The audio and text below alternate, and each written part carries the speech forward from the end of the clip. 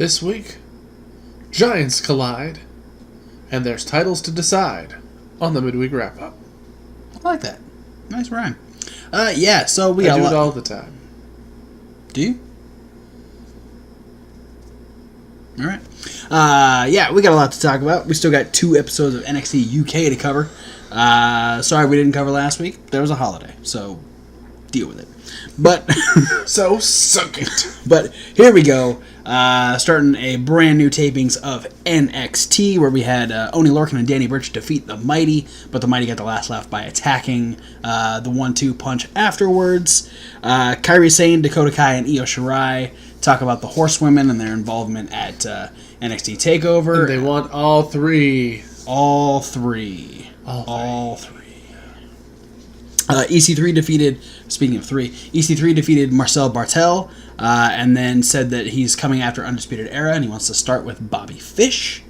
We had a Chris Dijak vignette, so he's coming around pretty soon. I'm excited for that. Dijak vignette. I'm not going to call him that. Candice doesn't want to talk to anybody. Mia Yim defeated Vanessa Bourne. Tommaso Ciampa expects everyone to follow his lead when he returns to NXT TV next week. And in the main event, Lars Sullivan defeated Keith Lee in the Battle of the Monsters. Then on 205 Live, we had Noam Dar defeat Mike Kanellis with a little help from Lucha House Party.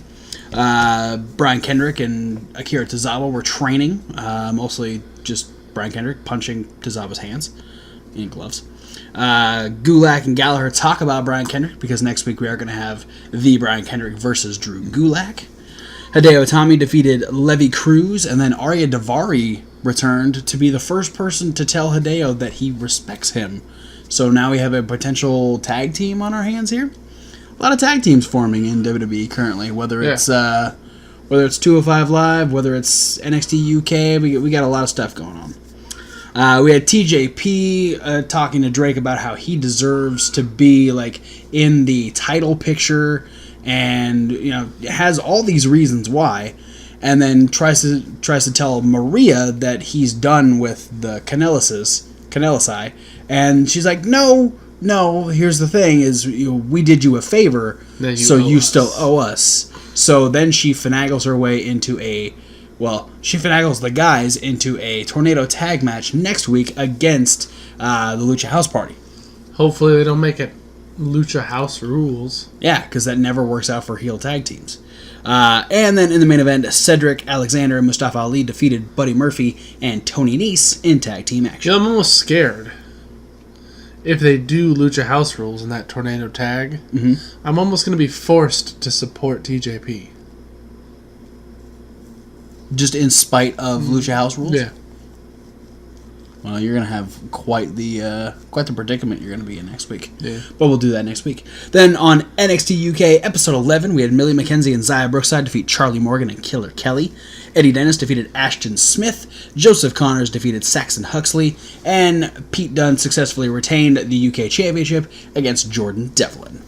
Then on NXT UK Episode 12, Joe Coffey versus Sid Scala turned into Joe Coffey versus Tyler Bate, and that went to a no contest after Trent Seven and Mark Coffey and Wolfgang all got involved. Big beatdown. Pete Dunne ends up running down, so now we have ourselves a new potential 6-man tag team match where the Scots will take on British Strong Style. El Ligero defeated Dan Maloney. James Drake and Zach Gibson defeated Amir Jordan and Kenny Williams.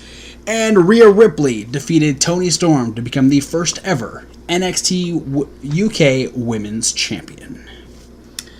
And with that being said, Kevin Hawk, what'd you like about the midweek? What did I like? Eddie Dennis defeating Ashton Smith. Because you don't like Ashton Smith and you like Eddie Dennis. Yeah, I like one guy, I don't like the other guy, and the guy I like to be the guy I don't like, so that's a win-win in my book. All right.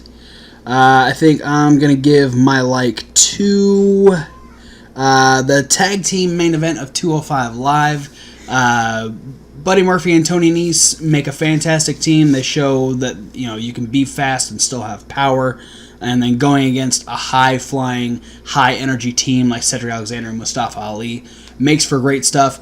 There was the one scary spot, but everyone was okay, and Cedric kind of took it upon himself to fix the situation and kind of put, got things rolling again. Glad to see everyone was okay, but it was a good match, other than that one scary spot. Yeah. But that's what happens when you're high flyers. You tend to be in scary places. What did you love? The Haas fight. Yeah. Keith Lee versus Lars Sullivan. I mean, really, really good. Yeah, you brought up a good point when it started, that this was kind of a test to see how Lars was going to do on the main roster. Yeah, it's, Lars is a big guy comparatively on NXT, because NXT is very, very highly populated with indie wrestlers. Right.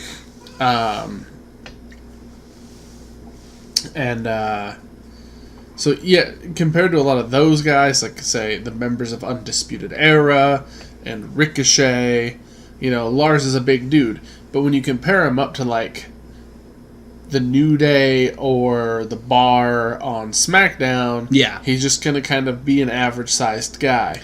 Yeah. Maybe a little beefier, but, he's not going to be a monster over there. He's probably going to be booked like a monster for a while. And I think the one thing he does have is body size. He is a boulder of a human being. Like, the fact that he is as wide as he is, that's going to really add to his power. But yeah, if you put him height-wise, I'm pretty sure Cesaro and Sheamus are about the same height as he is. Big E is probably going to match power, but then, people like Big Show, and then obviously over on Raw, people like McIntyre and Strowman are going to tower over him. So, but yeah, I think, putting him against someone like Keith Lee, who's pretty much the same size as Lars Sullivan, just kind of shows that he'll be able to really stand his own, or hold his own in the world of those particular giants that are essentially the same size as him. I'm going to give my love to my girl Rhea Ripley, becoming the first ever NXT UK Women's Champion.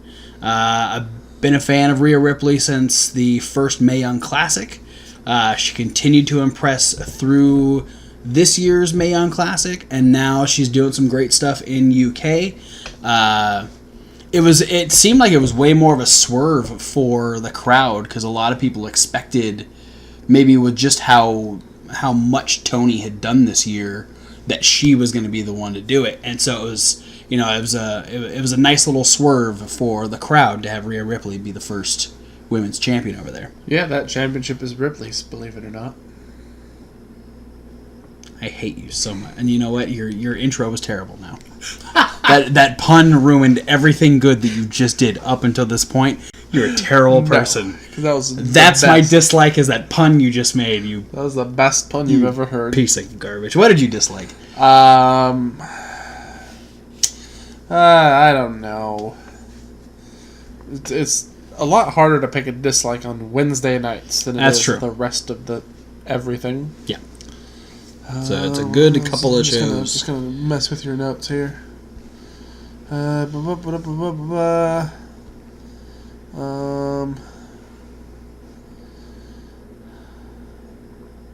go down too far. Yeah, well, that's all last week's notes. Just in case we wanted to mention what happened. Oh, my dislike. Zach Gibson. Huh.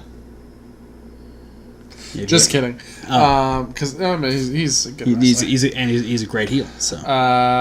No, I don't have a very big dislike. It's, I could pick a couple nitpicky things here and there, but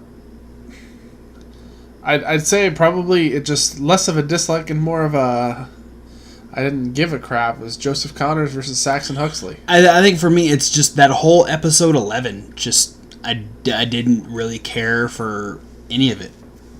Like it was out of the 12 episodes they've done so far, it was the weakest episode. Yeah, and Killer Kelly. You're still disliking Kelly. Yeah, and I will admit I was watching her closely because I know how you feel about her. Yeah. And yeah, She's very mild. It was much more obvious. A very mild mannered killer. Yeah. Yeah. Probably wouldn't win very many MMA fights if she hit as gingerly as she does. Yeah. So yeah. But hey, NXT has some stinkers sometimes. It's fine. Even in that case, though, like even like the non-important NXT episodes, still better than Raw. Most of the time, are better than Raw. Episode 11 of NXT UK was better than Raw this week. There's, I don't know. This week's episode of Raw is like up there with like. I'm trying to decide whether I like it better or the ECW December to Dismember better. I didn't totally hate December to Dismember. But I didn't totally hate this episode of NXT. I didn't totally hate Raw. Raw had Bobby Trashley. That was the only good part. It was the best part. So did December to Dismember. Bobby Trashley was on that too. He was in the elimination chamber. He won the elimination chamber. Oh, what a trash of a person. He ate the Big Show. Meant to say he beat the Big Show. You forgot the B. Yeah, he eat the Big Show. He eat the Big Show. That might be more terrible. If Bobby Trashley if he ate the Big Show, I think that would be worse than him crawling. Yeah, unless he did it while he was crawling. Yeah, unless he crawled up to Big Show and then ate him. Fucking buff army snake. Army snake? Really? Yeah. I think Big Show would be laying down and Lash is just crawling and goes. It'd be like that video of the anaconda eating the baby hippo. Yeah. Except the anaconda would have jacked biceps. And Big Show might be bigger than a baby hippo. Maybe. It's hard to tell. They're both pretty big. Anyway, I think we've run out of things to talk about. That is the end of this week's Midweek Wrap-Up. Thanks for watching. Don't forget to like, comment, subscribe. Why'd you take my line? Click all the links down below. You finished a sentence, so I was like, wait, what comes next? His next sentence. I was waiting for... whatever. Click the links down below. There are a lot of social media links. There's also a podcast link. That's the link that says SoundCloud. Click that link if you want to listen to this review and all of our regular reviews in podcast form. And there's Reasonable Wrestling Fans. It's Reasonable the W. Like wrestling. Where we have the list with Kevin Hawk, Question of the Week with Thomas Wolf. Sometimes we have other videos loosely based around wrestling. We've got some new videos coming up very, very soon. But we have an entire punishment video coming up. Yep, gonna be dropping tomorrow. You get to see what terrible thing this man made me do because I guessed terribly for Survivor Series weekend. And also there's an entire playlist of unboxing videos where most of them are from our friends at Pro Wrestling Crate, where we get cool shirts like this Big Van Vader shirt, we get micro brawlers, we got Braun, we get Funkos, we get all kinds of shit. Find out what type of shit we get and what type of boxes by checking out that playlist. But for now, guys, thanks for watching, and we'll see you at whatever video you decide to watch next. Get some shit in that box.